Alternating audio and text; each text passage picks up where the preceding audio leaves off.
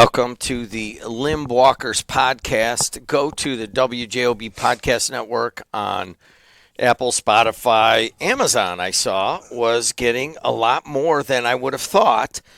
And wherever you get your podcasts, I think Adriana sends it to 9 different locations. If you want to watch it, 21? 21. 12. Whoa. Okay. I can't read that sign I'm like, language. 20, she's 12 different locations. But if you want to watch it in video, go to WJOB 1230 on YouTube, and you can see all of the episodes of the Limbwalkers podcast.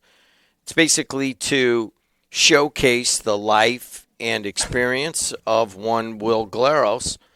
And he has been doing a radio show and been in insurance and motivational speaking for many decades. And Decades? Now, many decades, I really. guess that's true. Can you pull your mic up a little bit?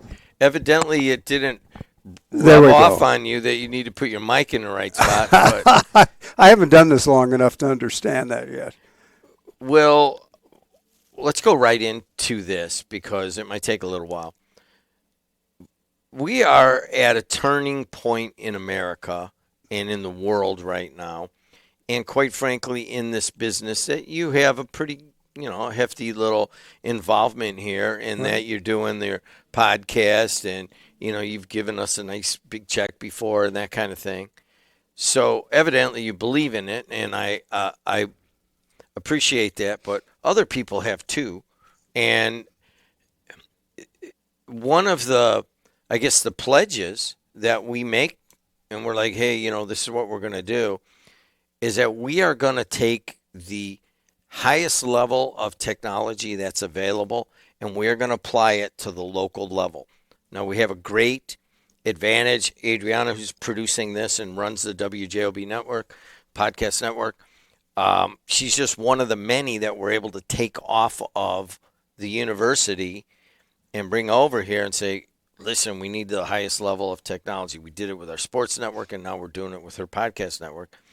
But at every turn, we are using AI, and we're not afraid of it, and it's becoming easier and easier to use. And as a matter of fact, we built our own AI app that we use internally here, and it has changed the nature of what we're doing, and it has allowed us to do way more than we would have in the past.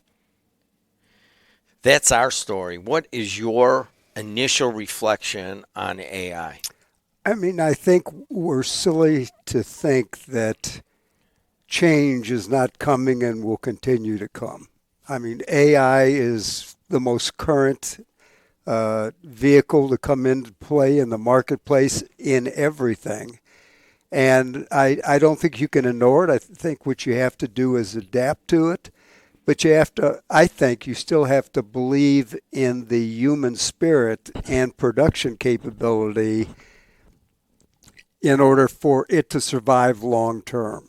And I say that for a reason. If you think about it, AI is dynamite. It can cut a lot of expenses. I heard something earlier today on the radio that was talking about the number of people that they put plumbing, an AI plumbing robot that does plumbing work, or any robot or any AI device that does work that man does, potentially means man is not going to have a place in the equation, or not as large of a case.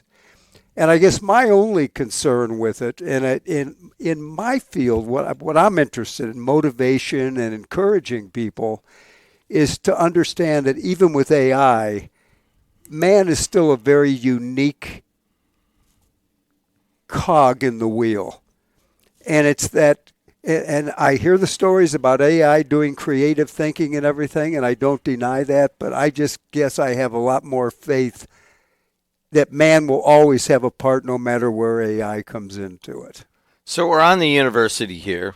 If you are out of the area, and many of you are, we are on the campus of Purdue Northwest, which is essentially an engineering and technology-based university. Our producer here is not in that necessarily. Well, actually, she is in a weird way, heavily into technology, working here and in a lot of her classes. But I'm going to tell the story of another woman who works with us that also actually just came out of college. And I sat down and I said, listen, we're building this AI app and we can do so much. We can basically automate the entire radio station and AM1 and FM1. We can automate our podcast network. And we are, we can use softwares that are already built on AI. And she was honest with me. I go, well, what do you think? She goes, well, I think it's going to cost all of us our jobs. And I go, it is.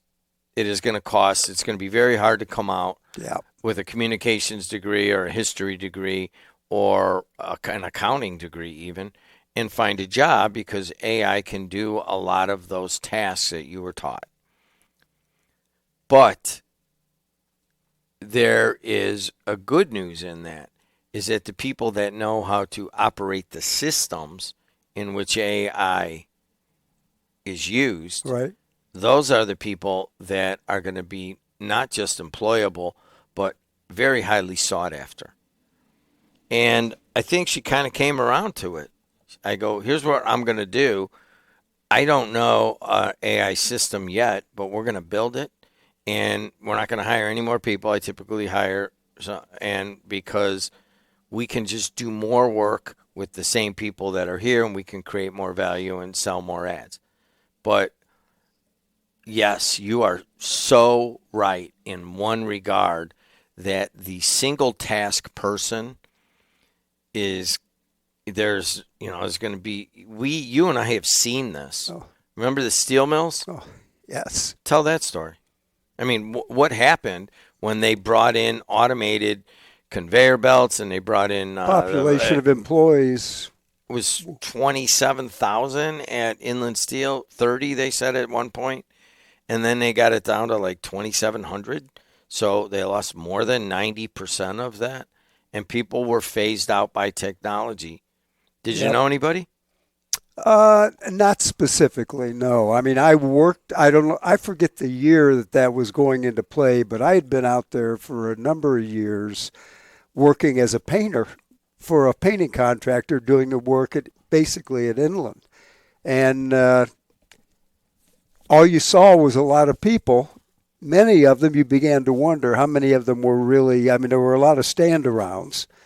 But if they were able to reduce it that much, I mean, that's great for the company, no question about that. I guess my only question, and I think we're more on the route of motivation and proving your value, but my only concern would be if you have, especially at the beginning, and you have a large population drop in employment,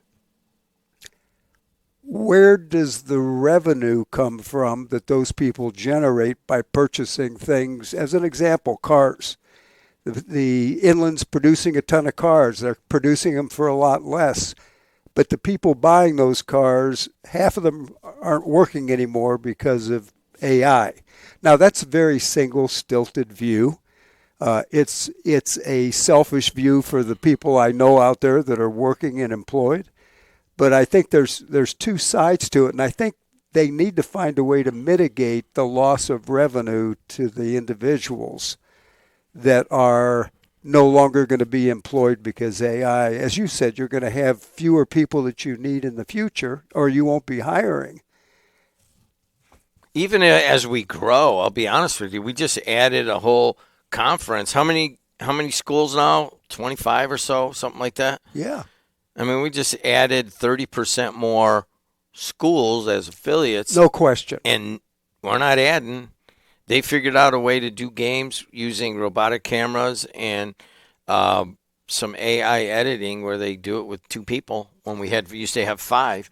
And so we could go into the efficiencies created in almost every industry. Right. We could talk about all of the jobs that are not going to really be there.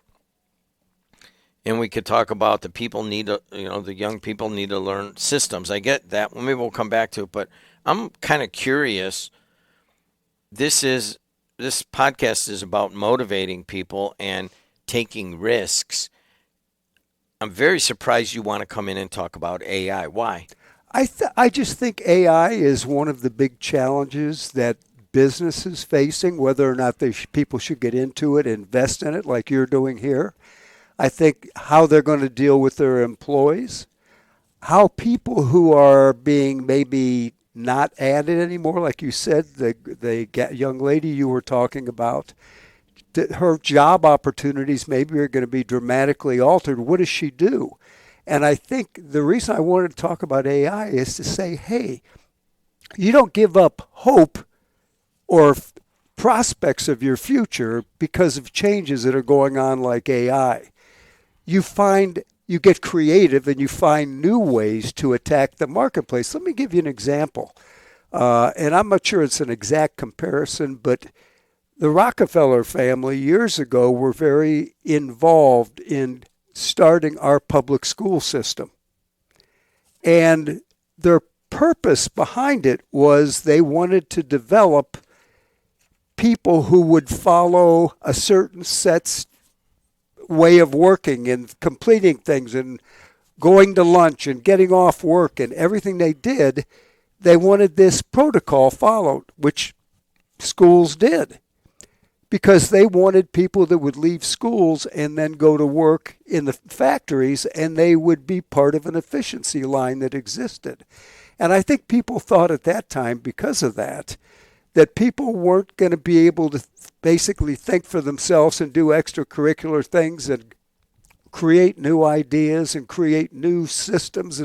But they still did, because people are individuals and they're capable of being able to grow and adapt and take the next step that they need to be successful. They're not just, certainly you have people that just follow the mod, but it's the people who are creative and who are independent thinkers that no matter what, they're going to find another way to get the job done or to accomplish what their ends are, that their goal is. So you're basically saying that man can merge with AI and maintain what?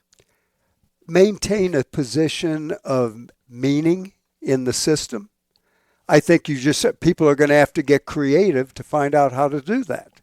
They're not going to just be able to sit back and say, well, here I am, I'm working here, and all of a sudden AI comes in and I'm not quite needed. You're going to have to get creative to show your value to that company, so you wouldn't say, you know what, I wasn't going to add any more people, but this person is creative, they're hardworking. There are other things that are important in addition to the AI. AI is going to simplify things, but you still need those special people who are willing to take the risk to learn new things, not necessarily AI, but to take your company forward, that aren't capable in that field alone, the AI field. So as we go forward, I mean, if AI just continues to improve, how are we going to, what's going to happen? I mean, in your mind, you're looking at AI just making better AIs by just, not because we're programming it. Now it's just saying, all right, I'm just going to work on myself and make myself bigger and more powerful. And every few weeks, they come out with major updates and major possibilities from AI. Now, I'll just ask you, what can man do to stay pertinent? I think you just have to develop a new pathway to excellence, to give value to who you are and what you do. I still think creative thinking, even though AI is the planned position of AI is for it to just adapt with everything and think ahead and doing it. I guess I just have that. I have too much faith in man, that man isn't going to have an adaptation to that and overcome it. Not the fact that it will beat it or try to get rid of it, but adapt to it and find other ways to use it that they can still create value in themselves, because it's really the value that a person has in their own skills and ability, which is what gives them opportunity out there. I mean, I talked to somebody no, it wasn't a talk. It was my wife was reading a sheet from a friend of hers talking about when I left Prudential in 1974 and opened my own agency. And she said, if anybody can do it, Will can do it. He's creative, he's ingenious, he's hardworking, he doesn't know the word quit. And I think those skills are still going to be important, but I think people are going to have to find new ways to prove those skills to the people who are hiring people. Or if you want to go out on your own, to create a new thought process or a new entity that you can sell to people that kind of supplements AI or whatever new science is going to come in, because AI isn't the end of it. Do you mind if we bring the 21-year-old and ask her? No, absolutely. Adriana? Yes. I don't think we've ever had this conversation directly. How do you feel about AI? When it comes to AI, I feel that it is a tool that is going to be around for a while, and that the more that it grows, the more people are either going to work with it or want to be against it. For those that want to work with it are the ones that are going to learn how it operates, learn how to, I don't know what a nicer word for it is, but like manipulate the AI to be able to do what you want it to do. So that way, when it comes time to be employed and or to use the system, whether you are in school and or doing it in your career, it will make you become more of a desire higher than the other individual who will just use AI, put in a prompt, and that's all that they do, instead of saying, okay, well, here's 50 prompts that we use with our AI to make sure that it runs catered specifically towards your needs. So I just think AI is not going to go away. The only issue that I may have with it is that in schools, it is a issue because students are leaning on it a lot more than if it was just Grammarly fixing up your essays a little bit. Now they're writing whole entire essays, and there's AIs to combat the AI detecting bots that professors are using. So it is a very powerful tool, but I think if it's used properly, then it becomes more valuable. And I think to keep it in relative thought process too, AI is no different than when Henry Ford came out with the first automobile. And all of a sudden, everybody imagined their business with horse-drawn wagons and the things they were doing with manual labor were going to disappear, and everybody was going to be unimportant anymore. And that didn't happen. Man has a way of adapting. This is such a fast-moving thing and so all-encompassing, AI, and the potential good that it can do is so vast that people are not going to drop it. So people have to be prepared, and I think that's part of the lesson here. Either you learn to deal with it and adapt to it and use it, or you could potentially be a victim of it if you're not adaptable. How do you feel about that? Do you feel like, I agree. I mean, you have people on the end of their work world and someone on the beginning of your work world. Mm-hmm. And you're kind of almost both saying the same thing almost. One of the things that gets talked about a lot is the dangers of it basically taking over. Do you consider that? It is a dangerous tool the more that it becomes accurate when it creates a picture and or a voiceover. Hence why there are laws regarding that, and especially in a court of law, because some things can be fabricated through AI. When pictures come out for different celebrities, political figures, anything like that, it has to go through an AI detector to make sure that it is real and not fake. And that is where I think it can cause the most danger, is when if somebody breaks the law and evidence is brought up and it could potentially be tampered with AI. Are you afraid of it? It's change. It's coming. We're not going to change it. If I have a fear of it, it's the potential impact on working men who and women who may not have a future any longer in fields they've been involved in for a long period of time. I mean, I think of it, it's great for the person employing the AI because they can cut, like you mentioned, the expenses and everything. You have to remain competitive. Yeah. But the other side of it is, how do the people that are currently buying those products that we're all selling out there, how are they able to continue to make the money they were making while you have a whole vast group of people from the initial onslaught of it who aren't able to cope with it? And all of a sudden incomes drop to the floor. Who's buying those products then? So I think there needs to be some thought in how those income sources are going to be recovered by the people that are losing jobs in order to be able to buy the products that are being produced at a lesser cost. That is so Henry Ford. And what was Yes, who was the guy that was that Henry Ford that said, the people that work in my factory have to make enough to buy one of my cars, right? That was Yep, him, right? it was Henry Ford, exactly. So the people that work in AI have to make enough to do what? Well, in this case, it's more the people who will not be working because of AI. The ones who are working in AI, they're going to be, and they're capable, and they've been trained, or they're ready to do it, and they're doing it. But the people who were in those jobs before that are now being replaced by AI, and I'm sure there's an answer to this. I'm here talking about people need to be ready. They need to be prepared.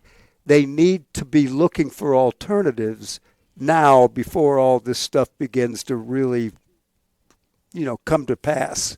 And it's going to begin to impact people. So what attitude do you think?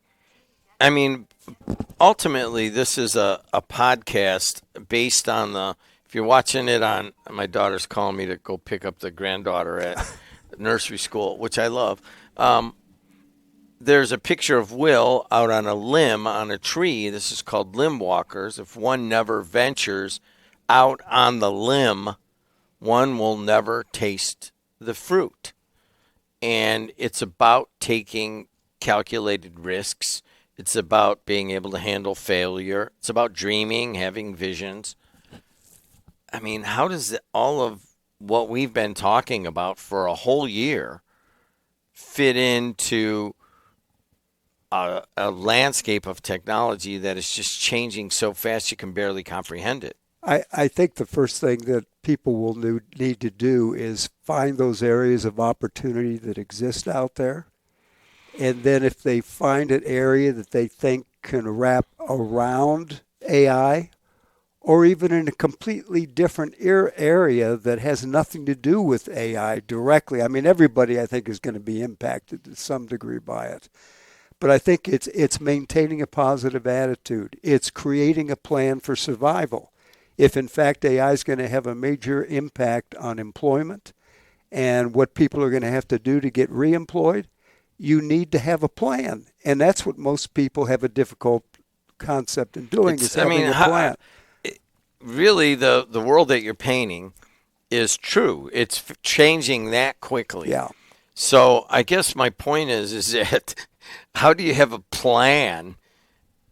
You have to look for opportunities that you see in you have to be open-minded. Some people are just, they've been doing something for so long, it's difficult to separate and say, okay, I'm looking at this world now. But you know what? There are times that you just have to do that. You have to have a different viewpoint of something and develop some sort of a response to it. The problem is many people will just go into the woe is me mode, and they shut down everything rather than saying, you know what? I just thought of an idea I think I can use with AI that could make me the next Jim Dietelo. He's Will Galeros. This is the Limbwalkers podcast. As soon as he starts veering off into that, are we at the right? Yeah, that causes it about the end of the. He's getting shy now. His face is all red. Well, I guess I mean, I'm having trouble figuring out exactly where it's supposed to fit in the business. Sure. I mean, if you really look at it, we're sitting here on the campus. We're moving back to our old studios.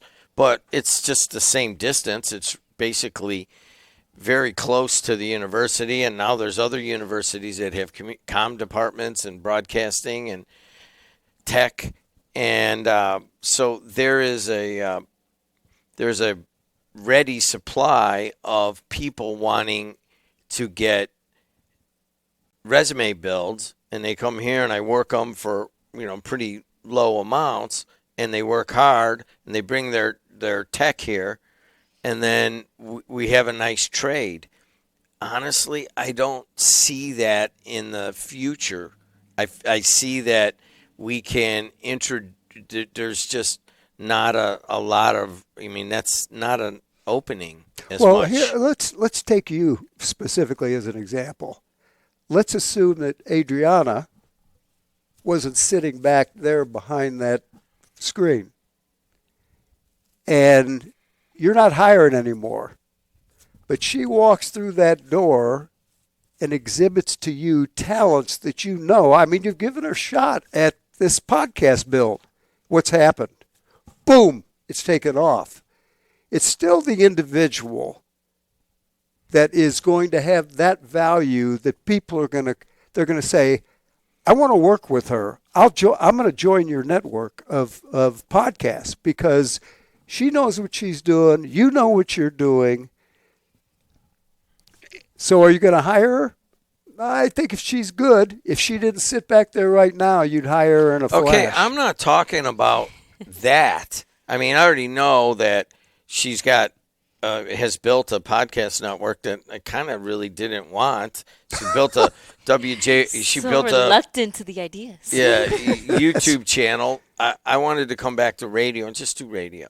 Okay, but now it's growing, and she's using the latest technology, some of the AI tools to get it done. Mostly her, maybe one or two others helping her. But what I'm saying is that there's 10 other Adrianas over there that are not as talented, but they want to CYA that was. Yeah, they want to get into the industry, and we've been an entry. And, I mean, there's people at Big Ten Network. There's people at Barstool. There's people at CB. I mean, they're everywhere, okay?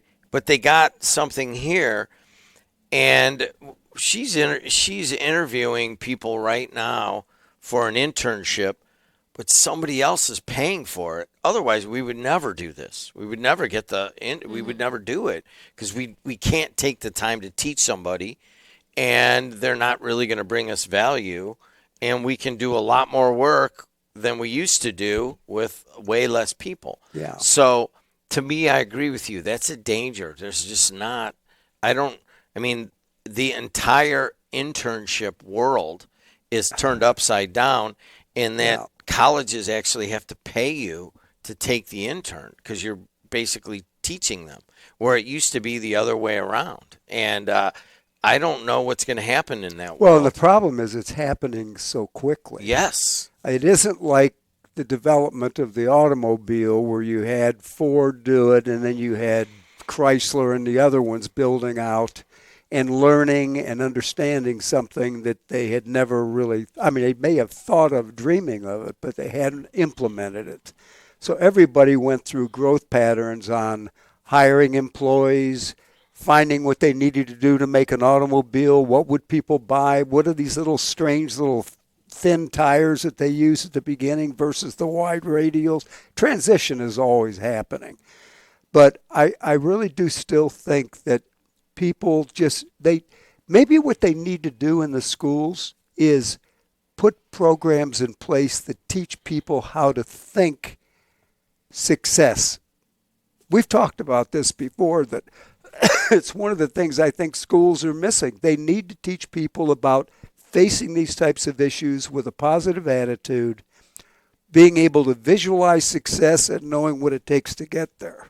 Adriana, thanks a lot for your input and for producing. It's been thanks a lot to you, Will, for bringing up a topic that I just can't believe. I mean, it's something we talk about a lot. I can't believe you brought it up on your podcast, so I appreciate that. You bet. And mostly I appreciate you for listening and watching. Don't forget to go to Apple, Spotify, Amazon, wherever you get your podcasts. Tell your friends about it. And until next time, we will see you later.